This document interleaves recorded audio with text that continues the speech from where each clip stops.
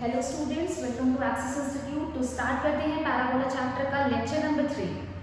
Lecture number 2 तक हम लोगों ने क्या डिस्कस किया? हम लोगों ने डिस्कस किया कि what are various terms related to parabola, conic section में पैराबोला बनता कब है, पैराबोला की स्टैंडर्ड इक्वेशन क्या होती है, अलॉन्ग विद दैट पैराबोला में क्या क्या चीजें होती हैं, जैसे कि वर्टेक्स हो गया, फोकस हो गया, वेरियस पैरामीटर्स ऑफ पैराबोला। अब हम लोगों का क्या बचा है? कुछ छोटे मोटे टॉपिक्स, अलॉन्ग विद दैट हमें क्या करना है, बहुत सारे क्वेश्चंस प्रैक्टिस करना है, राइट? तो हम लोग स्टार्ट करते हैं। उसके पहले एक क्विक रिकैप लेते हैं कि कुछ स्टैंडर्ड फॉर्म ऑफ पैराबोला जो हम लोगों ने लास्ट लेक्चर में डिस्कस किया था, वो सो कि आपको अभी तक याद हो गया होगा कि अगर हमारे पास पैराबोला की इक्वेशन गिवन है तो from that we can find equation of the axis, equation of the directrix, length of latus rectum, vertex as well as focus. इतनी सारी चीजों के बाद आपको पता होगा कि what is latus rectum, what is double ordinate, what is chord, everything along with that आपको हर चीज की पोजीशन पता होगी। तो हम लोग स्टार्ट करते हैं क्वेश्चन करना। Question number 1, find the coordinate of the focus axis of the parabola equation. मतलब we have to find everything. Basically क्या इक्वेशन दी है हमारे पास? Equation is x² = -16y। ठीक है, सबसे पहले जैसे ही आपको स्टैंडर्ड फॉर्म में क्वेश्चन दिया जाए, आपको क्या करना है कि आपको पता चलता करना है कि यहाँ पे ठीक है भैया x की पावर 2 है, y की पावर 1 है, मतलब पैराबोला का मुंह y एक्सिस की तरफ खुला होगा। y किस साइन के साथ है? नेगेटिव साइन के साथ है। ठीक है, पैराबोला का मुंह जो है वो -y एक्सिस के साथ खुला होगा। सिंस ये स्टैंडर्ड फॉर्म में दिया था तो it will always pass through origin, क्योंकि अगर आप y की वैल्यू 0 रखें तो आपको x की वैल्यू 0 मिलेगी।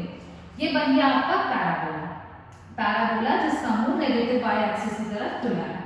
अब अगर ये आपका पैराबोला बन गया तो आप यहाँ से बहुत सारी चीजें कंक्लूड कर सकते हैं। कंक्लूजन एज इन ये हो गया आपका वर्टेक्स, राइट? फोकस कहीं यहाँ अंदर ही लाई करेगा, जाहिर सी बात लाई करना चाहिए फोकस। डायरेक्ट्रिक्स की अगर बात की जाए तो डायरेक्ट्रिक्स आपकी कहाँ लाई करेगी? डायरेक्ट्रिक्स कहीं इतने डिस्टेंस से, जितना डिस्टेंस वर्टेक्स से पीछे की तरफ, जितने डिस्टेंस वर्टेक्स से एक डायरेक्शन में फोकस होगा उतने ही डिस्टेंस पीछे डायरेक्शन में क्या होगी? डायरेक्ट्रिक्स होगी। ठीक है, ये होगी डायरेक्ट्रिक्स। ये वाली चीज हो गई। ये जो स्ट्रेट लाइन है ये आपकी क्या रिप्रेजेंट कर रही है? Axis of the parabola. खत्म। ठीक है, हमारे पास स्टैंडर्ड इक्वेशन ऑफ पैराबोला क्या गिवन थी? हमारे पास स्टैंडर्ड इक्वेशन थी x² = -4ay। Comparing both the equations, given equation with standard form, हम लोग कंक्लूड कर सकते हैं यहाँ से कि 4a = 16 and a = 4। यहाँ से अगर आपको पता चल गया कि a की वैल्यू 4 है तो हमारा काम आसान हो गया। सबसे पहले हम लोग देखते हैं कि वर्टेक्स ऑफ द पैराबोला क्या होगा। तो अगर आप देख पा रहे हैं कि वर्टेक्स ऑफ द पैराबोला, तो भैया कि parabola is passing through the origin, तो वर्टेक्स तो आपका हो गया 0, 0। वर्टेक्स से कितने डिस्टेंस दूरी पे हमारा फोकस होगा? a, 0, सॉरी 0, a, लेकिन माइनस में है तो ये हो गया 0, -4। ये हो गया हमारा फोकस। एक्सिस क्या है? y एक्सिस है, इसका मतलब एक्सिस की इक्वेशन क्या हो जाएगी? x = 0। ठीक है, जितने डिस्टेंस वर्टेक्स से फोकस होगा, वर्टेक्स और फोकस के बीच में डिस्टेंस कितना है? a यूनिट्स का डिस्टेंस है, तो वर्टेक्स से डायरेक्ट्रिक्स के बीच का डिस्टेंस कितना होगा? ऑब्वियसली बात है a यूनिट्स का होगा। तो ये कितने यूनिट्स का डिस्टेंस हो गया? 4 यूनिट्स का डिस्टेंस हो गया। तो उस हिसाब से हमारा डायरेक्ट्रिक्स की इक्वेशन क्या होगी? डायरेक्ट्रिक्स की इक्वेशन हो गई y = 4। क्यों? क्योंकि फोकस -4 पे, तो जाहिर सी बात है डायरेक्ट्रिक्स हमारी 4 पे होगी। 4 चीजें पता चल गई हमको। फोकस पता चल गया, एक्सिस ऑफ द पैराबोला पता चल गया, इक्वेशन ऑफ द डायरेक्ट्रिक्स। बचा एक चीज हमारे पास, लेंथ ऑफ लैटिस वेक्टर। और लेंथ ऑफ लैटिस वेक्टर हमारा क्या होता है? Length of latus rectum is nothing but equal to 4a। a हमारे पास कितना है? 4, that comes to 16 units. Length of latus rectum आ गया हमारा 16 यूनिट्स। नेगेटिव नहीं आ सकता है। वैसे भी हम लोगों ने जब स्टैंडर्ड इक्वेशन पढ़ी थी तो वहां पे पता चला था कि a is always greater than 0। a is always greater than 0 और हमारा a की वैल्यू 4 आएगी। तो कुल मिला के हमारे पास सारे आंसर्स आ गए। आंसर्स आ कि हमको पता चल गया कि वर्टेक्स है 0, 0। ठीक है, डायरेक्ट्रिक्स है y = 4, एक्सिस है x = 0, फोकस है 0, -4 and length of latus rectum is 16 units. ये पांचों चीजें पूछा जाता है। तो आपको सबसे पहले जब भी कोई क्वेश्चन दिया जाए, all you need to do is उस इक्वेशन को पहले तो ग्राफ में प्लॉट कर लीजिए, बहुत आसान हो जाता है, गड़बड़ होने के चांसेस बहुत कम होते हैं। उसके बाद आप उसको स्टैंडर्ड फॉर्म से कंपेयर कीजिए, a की वैल्यू निकालिए और जैसे ही आपको a की वैल्यू पता चल जाएगी, ग्राफ आपका सामने होगा, आपको पता रहेगा कि कहाँ है, डायरेक्ट्रिक्स कहाँ है, सब कुछ ए से निकल जाएगा। तो ये हो गया हमारा question number 1। Moving on towards question number 2, जहाँ पे आपको फोकस के कोऑर्डिनेट्स दिए along with the directrix equation दी है और आपको क्या करना है, you need to find the equation of the parabola. तो याद कीजिए कि इक्वेशन ऑफ द पैराबोला इस केस में हम लोग कैसे निकाल देते हैं, इस केस में हम लोग इक्वेशन ऑफ द पैराबोला निकालने के लिए ये कहते थे कि भैया ये डायरेक्ट्रिक्स है हमारी, x is equals to -6, मतलब हम लोग इसको डायरेक्टली लिख रहे हैं x plus 6 is equals to 0, and this is the focus of the parabola 6, 0, and we have a point P, h, k, जिसको हम लोग लेते थे मूविंग पॉइंट। और उसके बाद हम लोग क्या करते थे कि हमको पता है हमारे केस में eccentricity of the parabola is equal to 1, तो हम लोग PS निकालते थे अलॉन्ग विद दैट उस मूविंग पॉइंट का डिस्टेंस, उस मूविंग पॉइंट का distance perpendicular distance from the directrix निकालने के बाद हम लोग कहते थे कि since PS upon PM is always equal to eccentricity and eccentricity in case of parabola is equals to 1, तो हमें क्या करना है, हमें लगाना है PS upon PM और यहाँ से हमको मिलेगा आंसर। करते हैं, PS हो जाएगा रूट ओवर h minus 6 का whole square plus k minus 0 का whole square, distance formula is equals to, अगर हम लोग PM निकालें तो it is distance of a point from a straight line, ये हो जाएगा h plus 6 upon root over 1। Squaring both sides हम लोगों को मिलेगा h square plus 36 minus 12h plus k square is equals to h square plus 36 minus 12h। मिला हमको ये चीज, h square 36, h square 36 cancel हो गया, सॉरी 12h 2ab, यहाँ से ये आ गया k square is equals to 24h, right. फिर उसके बाद लोकस निकालने के लिए हम क्या करते थे कि मूविंग पॉइंट लेते थे h, k, उसके बाद h को x से और k को y से रिप्लेस करते थे, तो यहाँ से हमें मिल गया y square is equals to 24x। अगर अब आपको इसी स्टैंडर्ड फॉर्म की बोला गया कि आपने इक्वेशन निकाल लिया, उसके बाद इक्वेशन निकालने के बाद आपको क्या करना है कि आपको इसके सारे पैरामीटर्स फाइंड करना है। तो सबसे पहले जब आपका ये क्वेश्चन आ गया y square is equals to 24 है और इस फॉर्म में हमारी स्टैंडर्ड इक्वेशन होती थी y square is equals to 4ax, comparing them we get the value of a is equals to 6। a की वैल्यू 6 मिल गई। जब हम लोग इसका ग्राफ प्लॉट करेंगे तो x की पावर कम है, पॉजिटिव भी है, तो ये ग्राफ कैसा बनेगा, कुछ ऐसा बनेगा।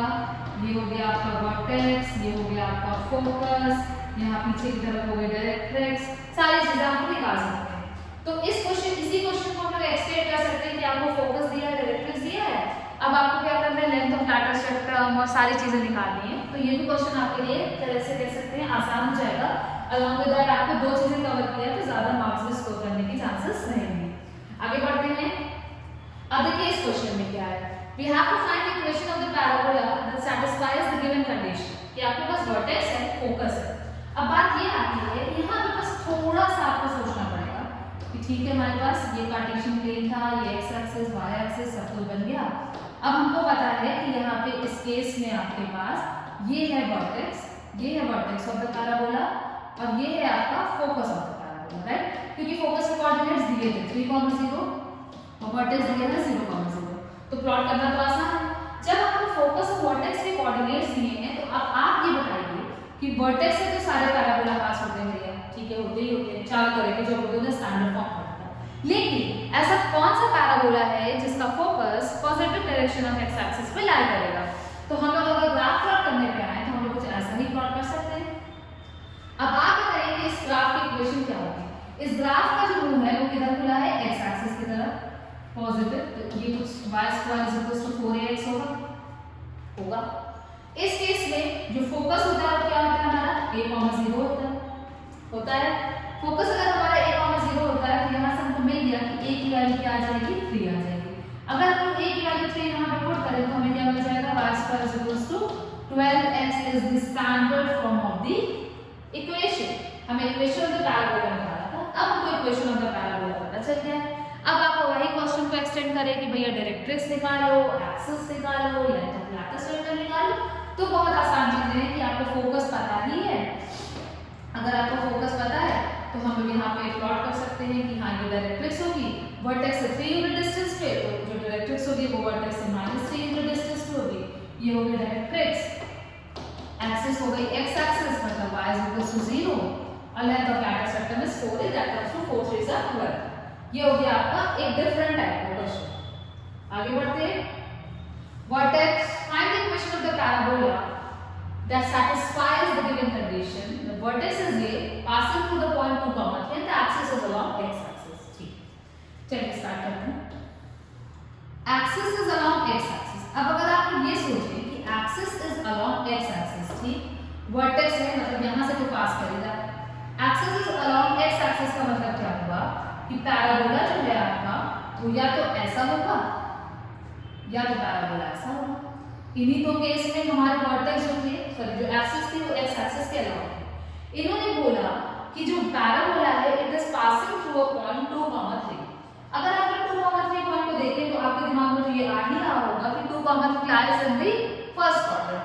अगर एक पॉइंट 2, 3 है वो फर्स्ट क्वाड्रेंट पे लाई कर रहा है तो हम लोग किस पैराबोला को कंसीडर करेंगे? ऑब्वियसली इस पैराबोला को कंसीडर करेंगे क्योंकि इस पैराबोला के लिए ये फर्स्ट क्वाड्रेंट में तो पास कर ही नहीं रहा है, फर्स्ट क्वाड्रेंट में जा नहीं रहा है तो 2, 3 से कैसे जाएगा? बिल्कुल नहीं जाएगा. तो हमको कोई मिला के पैराबोला का पता चले कि किस टाइप का आपका पैराबोला जो है वो दिखेगा. चलिए विजिबल नहीं है तो आपका पैराबोला कुछ इस तरह का दिखेगा. ठीक है, वर्टेक्स 0, 0 है, parabola is passing through point 2, 3. Parabola is passing through some point 2, 3. अब अगर आप लोग सोचें, अगर आप लोग फ्लैशबैक में जाएं तो ये पैराबोला जिसका मुंह positive direction of x axis की तरफ खुला है और वो वर्टेक्स से पास कर रहा है तो इस पैराबोला की इक्वेशन क्या होगी? y² 4ax होगी. ठीक है, हमारा मेन काम है कि अगर हम लोग a की वैल्यू पता चल जाए तो हम लोग इक्वेशन के साथ सारे के सारे पैरामीटर्स निकाल सकते हैं.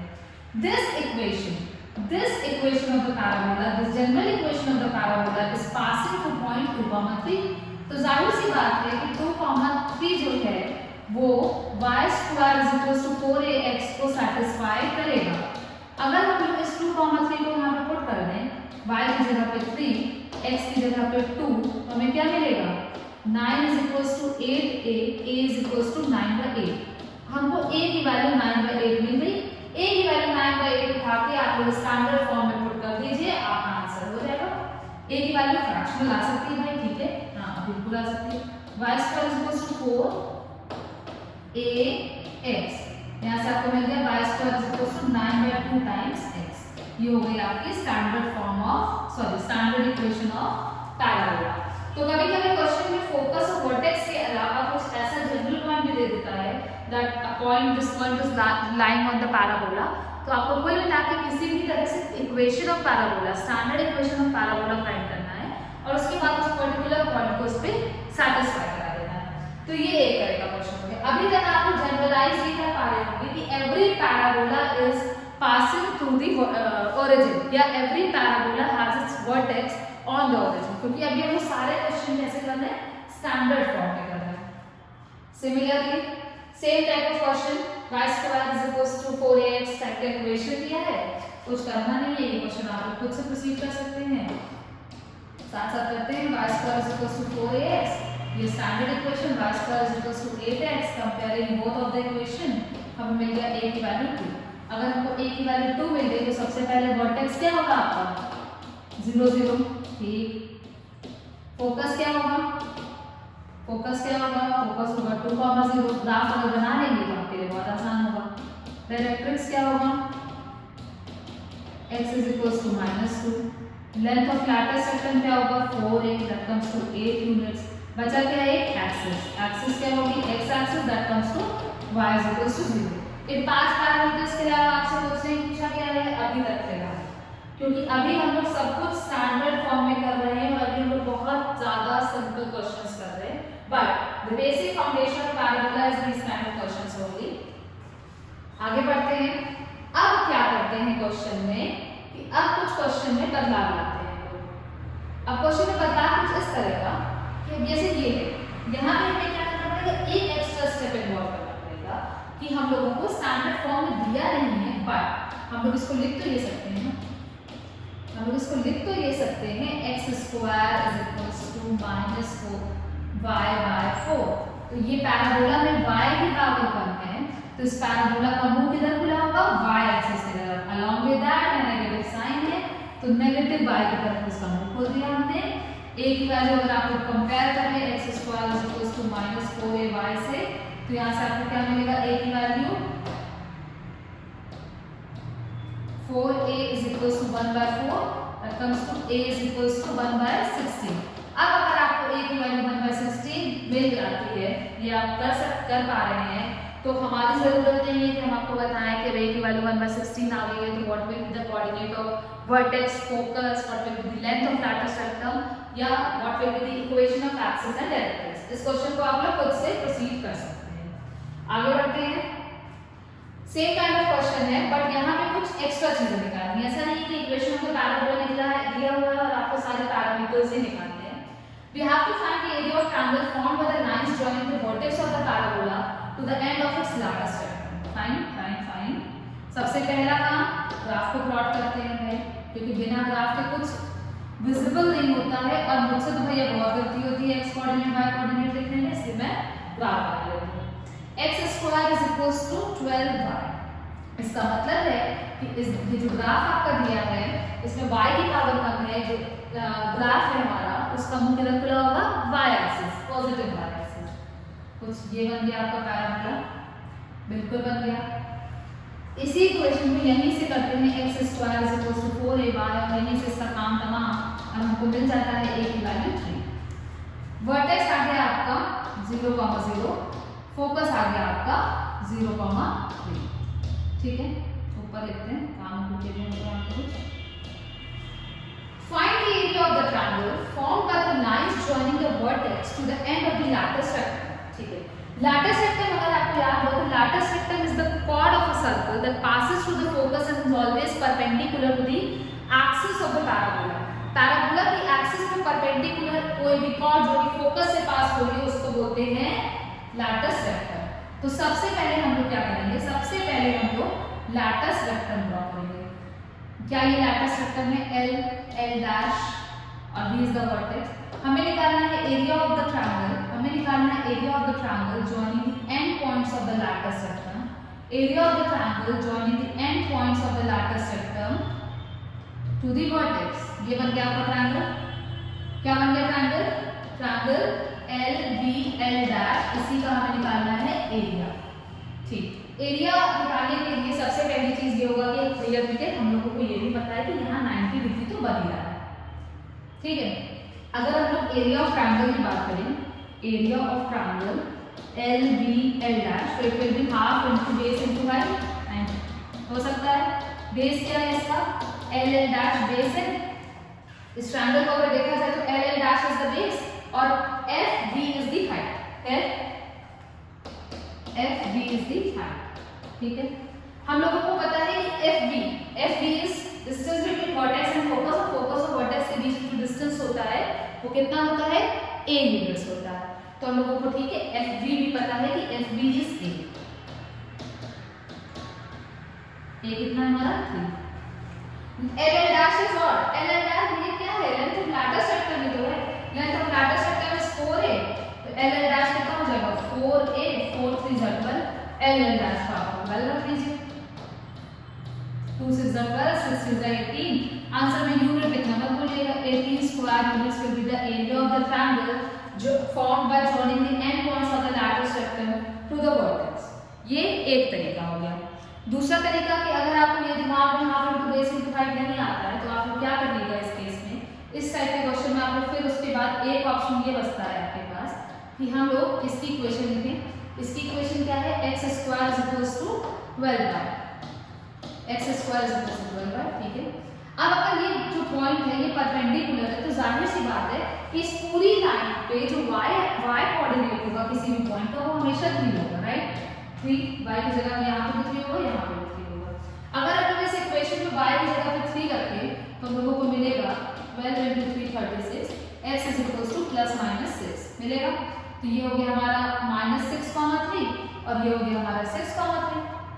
अब हमारे पास एक ट्रायंगल है, राइट एंगल हमारे हो गए, हमारे पास एक ट्रायंगल है जिसमें हमको पता है कि उसके तीनों वर्टिसेस के कोऑर्डिनेट्स पता है, राइट। एक ट्रायंगल है जिसके तीनों वर्टिसेस के अगर हमें कोऑर्डिनेट्स पता है तो वहां पे हम लोग एरिया ऑफ ट्रायंगल का फॉर्मूला जो हम लोगों ने होप्सो कि आपको याद होगा, x1 y1 1, x2 y2 1, x3 y3 1 ऐसे करके निकालते थे कोऑर्डिनेट ज्योमेट्री में।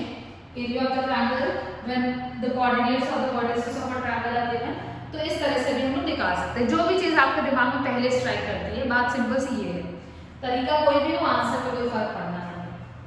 तो ये क्या किया कि ये क्वेश्चन था कुछ नहीं क्वेश्चन में, बट एक एरिया ऑफ ट्रायंगल इंट्रोड्यूस कर दिया कि हाँ भैया पैरामीटर्स कितना निकालेगा इंसान। अब थोड़ा डिफरेंट टाइप का क्वेश्चन करते हैं, आगे बढ़ते हैं नेक्स्ट टाइप ऑफ क्वेश्चन में। नेक्स्ट टाइप ऑफ क्वेश्चन, अब यहाँ पे देखिए, यहाँ पे क्वेश्चन में आता है ट्विस्ट।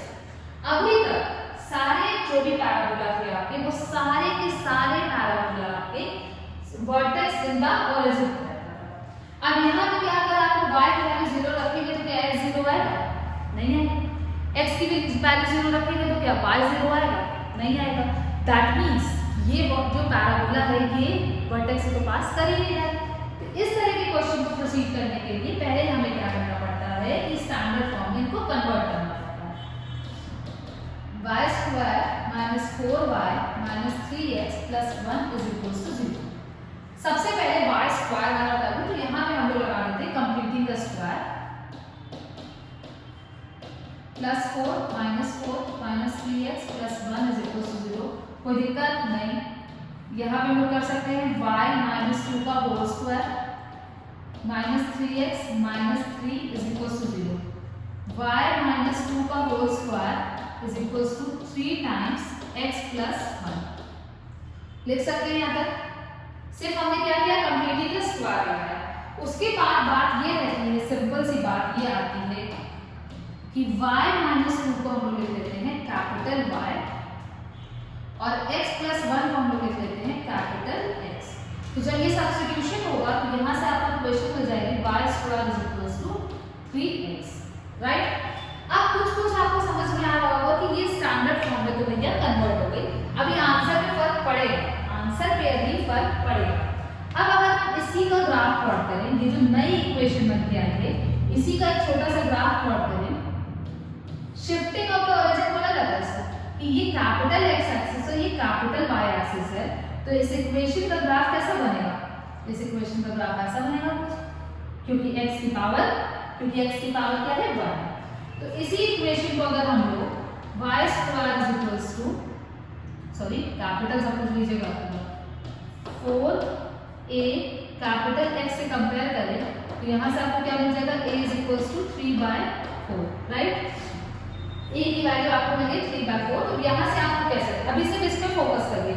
अगर हम लोग इस पे काम करना शुरू करें तो इस पे काम करने से हमें क्या मिल रहा है कि a की वैल्यू कितनी, वर्टेक्स कितना आ रहा है आपका 0,0, फोकस क्या आ रहा है आपका 3/4,0, डायरेक्ट्रिक्स क्या आ रही है आपकी x is equals to -3/4, sorry -3/4, axis आ रही है आपकी y is equals to 0, capital ले रहे हैं, और length of latus rectum is 4a that comes to 3।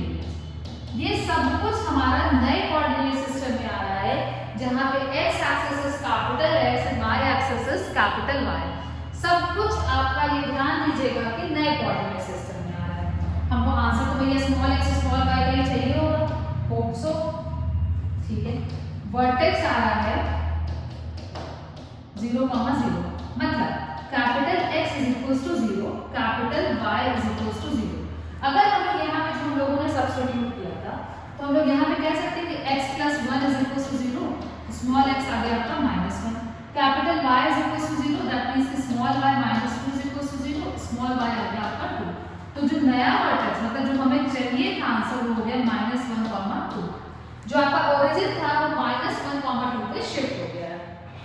तो क्या ये चीजें आपको क्लियर है कि आपने स्टैंडर्ड फॉर्म में कन्वर्ट किया? स्टैंडर्ड फॉर्म में कन्वर्ट करने के बाद हमने क्या किया कि नया कोऑर्डिनेट सिस्टम बनाया, नए कोऑर्डिनेट सिस्टम में सब कुछ निकाल लिया, उसके बाद कैपिटल x और कैपिटल y की वैल्यू को सब्स्टिट्यूट कर दिया। इतना करने के बाद इसको हटाते हैं, स्पेस की प्रॉब्लम है। यहाँ पे हमें पता चला कि फोकस के अगर हम लोग कैपिटल x कैपिटल y देखें तो ये क्या है हमारा 3/4, 0, राइट। तो यहाँ से हम लोग कह सकते हैं कि x plus 1 is equals to 3/4 और यहाँ y -2 इज इक्वल्स टू 0। तो स्मॉल y आपका 2 आ गया, स्मॉल x आ गया 3/4 -1 दैट कम्स टू -1/4। तो फोकस आपका क्या हो गया, फोकस हो गया -1/4, 2। ये आ गया आपका फोकस। इसके बाद डायरेक्ट्रिक्स, डायरेक्ट्रिक्स में भी कुछ नहीं करना है। डायरेक्ट्रिक्स में हम क्या करेंगे,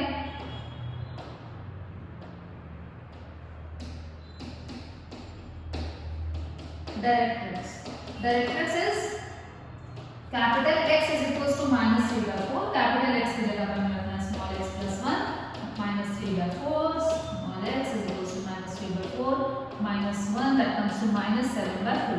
ये आ गया आपका स्मॉल x की value, x is equal to -7/4 is directrix, x is equal to -7/4 is directrix. यहां से आपको मिल गई डायरेक्ट्रिक्स इक्वेशन। फिर बात आती है एक्सिस की, तो axis is y is equal to 0, यार ये बहुत सिंपल सी चीज हो गई, y - 2 इज इक्वल टू 0, यहां से आ गया small y is equal to 2, ये हो गई आपकी एक्सिस।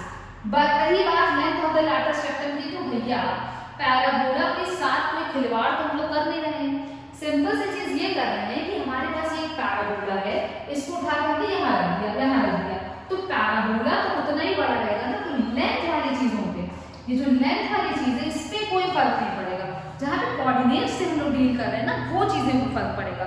तो length of latus rectum will remain constant, भले ही आप पैराबोला को उठा के अर्थ पे रखिए या पैराबोला को उठा के नए कोऑर्डिनेट सिस्टम में मून पे ले जाकर कर दीजिए।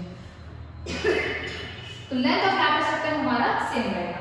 तो ये प्रोसीजर होता है कि जब भी आपका वर्टेक्स ओरिजिन पे नहीं दिया है या equation of the parabola standard form में नहीं दी है, तो उस केस में आप लोग क्या करेंगे कि पहले उसको स्टैंडर्ड फॉर्म में कन्वर्ट करेंगे, फिर नए कोऑर्डिनेट सिस्टम में सारी वैल्यूज निकालेंगे, और जब नए कोऑर्डिनेट सिस्टम में सारी वैल्यूज पता चल जाएंगी तो उसको वापस से ये चीजों से कंपेयर करके पुराने कोऑर्डिनेट सिस्टम में आंसर निकालेंगे। ठीक है, क्वेश्चन एक और, ये क्वेश्चन इसको मैं स्टैंडर्ड फॉर्म में कन्वर्ट कर दे रही हूँ, बाकी rest will be upon you कि आप उसको कैसे कन्वर्ट करते हैं। कोई दिक्कत? कंप्लीटिंग द स्क्वायर मेथड, ये सब चीजें लोग पहले से पढ़ चुके हैं।